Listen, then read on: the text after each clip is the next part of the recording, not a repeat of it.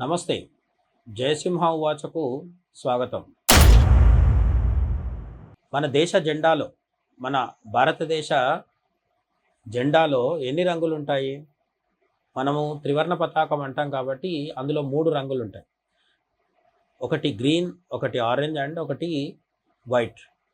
ఈ 3 రంగుల మువ్వన్నెల పతాకాన్ని మన తెలుగువారైన పింగళి వెంకయ్య డిజైన్ చేయడము, ఆ తర్వాత దాన్ని గాంధీజీ కూడా ఆమోదించిన తర్వాత అధికారికంగా అదే మన జెండా అయింది. ఆ జెండా మధ్యలో అశోక చక్రం కూడా బ్లూ కలర్‌లో మనకు కనిపిస్తూ ఉంటుంది.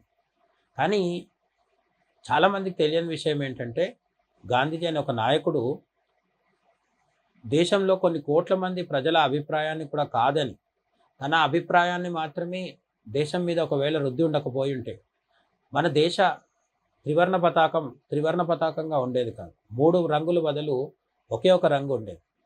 ఆ ఒక్క రంగు ఏంటేంటి అంటే సాఫ్రాన్. కాషాయ రంగులో మన దేశ జెండా ఉండాలని కొన్ని కోట్ల మంది భారతదేశంలో అత్యధిక ప్రజలు కోరుకోవడం జరిగింది. అదే రంగులో జెండా ఉండనిద్దాము. దాని మీద అశోక చక్రాన్ని కూడా పెడదాము అని అప్పట్లో నాయకులు కూడా అనుకున్నారు.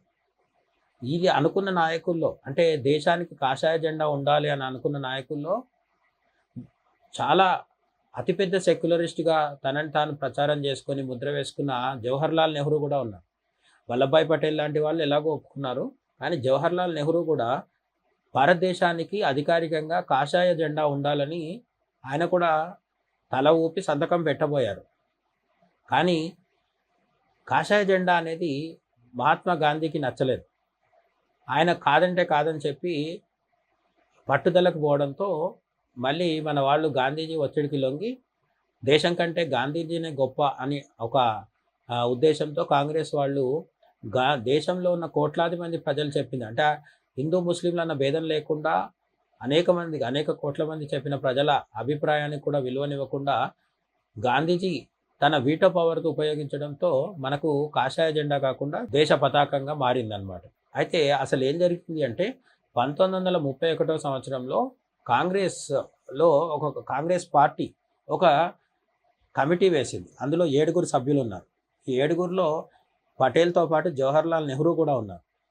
వీళ్ళు వేసిన ఈ కమిటీ చేసిన పనేంటంటే దేశవ్యాప్తంగా అభిప్రాయాలు సేకరించి మన దేశ జెండా ఎలా ఉండాలి అని చెప్పి అభిప్రాయాలు సేకరించి చివరికి ఒక రిపోర్ట్ సబ్మిట్ చేయడం జరిగింది. ఆ రిపోర్ట్ సారాంశం ఏంటి అంటే, భారతదేశానికి మొత్తం పూర్తి కాషాయంతో, ఇంకే రంగు లేకుండా మొత్తం కాషాయం మాత్రమే ఉండేలాగా జెండా ఉండాలి. దాంట్లో ఒక చివరన అశోక చక్రం కూడా ఉండాలని ప్రజలు అభిప్రాయపడ్డారు. ఆ రిపోర్ట్ మీద ఇంకా సంతకం పెట్టేద్దాము అని జవహర్లాల్ నెహ్రూ కావచ్చు, ఇటు పటేల్ కావచ్చు, వీళ్ళందరూ అంటే ఇంకా ఆ జెండాను ఆమోదిద్దాము అని 1931లో అనుకున్నప్పుడు మహాత్మా గాంధీకి తెలిసిన వెంటనే ఆయన ఈ విషయాన్ని అసలు ఇష్టపడలేదు. గాంధీజీ ఈ దేశాల్లో ఉన్న కోట్లాది మంది ప్రజల కంటే, ఆనాటి అత్యున్నత స్థాయి కాంగ్రెస్ నాయకుల కంటే కూడా గొప్ప కాబట్టి తన వ్యక్తిగత అభిప్రాయాన్నే చివరకు దేశం మీద రుద్దడం జరిగింది. దానివల్ల ఏం జరిగింది అంటే, గాంధీజీ భారతదేశ జెండాలో 3 రంగులు ఉండాల్సిందే అని పట్టుబట్టడంతో త్రివర్ణ పతాకం ఫైనలైజ్ అయింది. అంటే పూర్తిగా ఉండాల్సిన కాషాయం కాస్త ఆకుపచ్చ రంగుకి, తెలుపుకి చోటిచ్చి కాషాయం కేవలం 3 రంగుల్లో ఒక రంగుగా పరిమితమైంది. మిగతా 2 రంగులు కూడా గాంధీజీ పట్టుదల వల్ల వచ్చి చేరడం జరిగింది. అంతేకాకుండా ఇక్కడ ఇంకొక విచిత్రం ఏంటంటే, 1947లో భారతదేశాన్ని వదిలి వెళ్ళిపోతున్న బ్రిటిషర్లు లార్డ్ మౌంట్ బ్యాటన్ అనే అతన్ని మనకు దేశాన్ని పరిపాలించడానికి పెట్టిన చివరి అధికారం వైస్రాయ్. అతను మన చివరి వైస్రాయ్.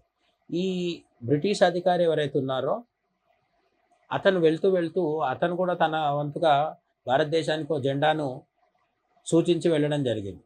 ఈ లార్డ్ మౌంట్ బ్యాటన్ పెట్టిన జెండానే ఉండాలి అని కూడా గాంధీజీ పట్టుబట్టాడు అనమాట. ఆ జెండాలో విశేషం ఏంటి అంటే, భారతదేశ జెండా 3 రంగులతో ఉంటుంది. ఒకటి కాషాయం, తెలుపు, ఆకుపచ్చ 3 రంగులతో ఉంటుంది. ఈ 3 రంగుల జెండాలో ఒక పక్కన బ్రిటన్‌కి సంబంధించిన జెండా ఏదైతే ఉంటుందో అది చిన్న పరిమాణంతోని మన దేశ జెండాలో బ్రిటిష్ వాళ్ళ జెండా కూడా ఒక సింబల్గా ఒక మూలన ఉంటుందన్నమాట. బ్రిటిష్ వాళ్ళ జెండాని మన జెండాలో అంతర్భాగంగా పెట్టుకోవాలి అని చెప్పేసి గాంధీ పట్టుబట్టారనమాట. ఇంకా ఆ డిమాండ్కు మాత్రం అదృష్టవశాత్తు అప్పుడున్న కాంగ్రెస్ నాయకులు కానీ ఎవరు ఒప్పుకోలేదు. ఎలాగోలాగా గాంధీజీని కన్విన్స్ చేసి బ్రిటిష్ వాళ్ళ ఆ గుర్తులు ఏవైతున్నాయో, అంటే వలస పాలనకు గుర్తుగా మనల్ని దోచుకున్న బ్రిటిషర్లు స్వతంత్రం ఇచ్చినప్పటికీ తమ గుర్తు మన జెండాలో ఉండి మనం ఇంకా వాళ్లకు మానసికంగా బానిసలుగా ఉండాలని వాళ్ళు కోరుకున్నారు. దాన్ని గాంధీజీ సమర్థించారు. ఎలా? అప్పుడు ఆయన చెప్పిన సెంటెన్స్, అంటే ఆయన చేసిన వ్యాఖ్యలు ఏంటంటే, బ్రిటిష్ వాళ్ళు మనల్ని బానిసలు చేసి ఉండొచ్చు, దోచుకొని ఉండొచ్చు, అయినప్పటికీ బ్రిటిష్ వాళ్ళు తమంత తాముగా మన దేశాన్ని వదిలేసి వెళ్ళిపోతున్నారు. అటువంటి వాళ్ళ సహృదయాన్ని బ్రిటిష్ పార్లమెంట్లో భారతదేశానికి స్వతంత్రం ఇస్తూ ఒక బిల్లును ఆమోదించారు. కేవలం వారం రోజుల వ్యవధిలో మనకు బిల్లు ఆమోదించి మనకు స్వతంత్ర భిక్ష పెడుతున్నారు.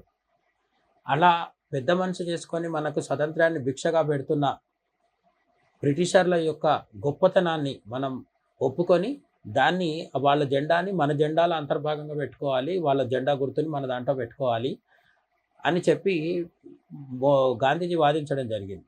అంతేకాకుండా మన దేశ జెండాలో మధ్యలో ఇప్పుడు మనం అశోక చక్రాన్ని చూస్తున్నాం కదా, ఆ అశోక చక్రం బదులు చర్క, అంటే నూలు వడికే యంత్రం ఏదైతే ఉంటుందో, మనం గాంధీజీ అనగానే గుర్తుంటుంది కదా, ఆయన కూర్చొని నూలు వడికేవాడు. ఆ చర్కాన్ని పెట్టాలి అని కూడా పట్టుదలకు పోయారు గాంధీజీ. ఎంత పట్టుదలకు పోయారంటే, గాంధీజీ చర్కా లేకుండా అశోక చక్రాన్ని పెడితే అసలు నేను జెండాకు శాల్యూట్ కూడా చేయనని చెప్పడం జరిగింది. ఇవన్నీ వాట్సాప్ యూనివర్సిటీలో ప్రచారం చేసుకునేవి అని మీరు అనుకుంటే అది మీ పిచ్చితనమే అవుతుంది. ఎందుకంటే ఈ విషయాలన్నీ చాలామంది రచయితలు చాలాసార్లు పుస్తకాల్లో రాశారు. ఈ మధ్య కాలంలో హెడ్గేవర్ గురించి, ఆర్ఎస్ఎస్ వ్యవస్థాపకులైన డాక్టర్ హెడ్గేవర్ గురించి, డాక్టర్ కేశవ్ బలిరామ్ హెడ్గేవర్ గురించి తాజాగా ఒక బయోగ్రఫీ వచ్చింది, ఆయన జీవిత చరిత్ర వచ్చింది ఇంగ్లీష్లో. ఆ హెడ్గేవర్ అనే పుస్తకంలో సచిన్ నందా అనే అతను దీని గురించి, గాంధీజీ చేసిన ఈ మొత్తం వ్యవహారం గురించి రాయడం జరిగింది. 1931లో కాషాయ జెండా అంటే కాదు, త్రివర్ణ పతాకం అన్నారు. 1947 దగ్గరకు వచ్చేసరికి భారతదేశ జెండాలో బ్రిటిష్ వాళ్ళ గుర్తు కూడా ఉండాలి, చిహ్నం కూడా ఉండాలన్నారు. అంతేకాకుండా అశోక చక్రం కాదు, చర్కా ఉండాలని చెప్పారు. అయితే మొత్తానికి నెహ్రూ, పటేల్ వీళ్ళందరూ గాంధీజీని అట్లో ఇట్లో కన్విన్స్ చేసి బ్రిటిష్ వాళ్ళ చిహ్నాన్ని లేకుండా చేయగలిగారు. అలాగే అశోక చక్రం పెట్టి చర్కాన్ని తీసేయగలిగారు. కానీ కాషాయ జెండాని మాత్రం ఎవరు ఒప్పించి పెట్టలేకపోయారు. గాంధీజీ మాట నెగ్గింది. మనకి ఇప్పటికీ కాషాయ జెండా కాకుండా త్రివర్ణ పతాకం, ఆకుపచ్చ తెలుపుతో కలిసిన కాషాయం ఉన్న జెండాని మనం ఈరోజు చూస్తున్నామంటే ఆ మొత్తం జెండా వెనుక అసలు కారణం గాంధీజీ పట్టుదల అని మనకు చరిత్ర చెప్తోందన్నమాట. జై హింద్.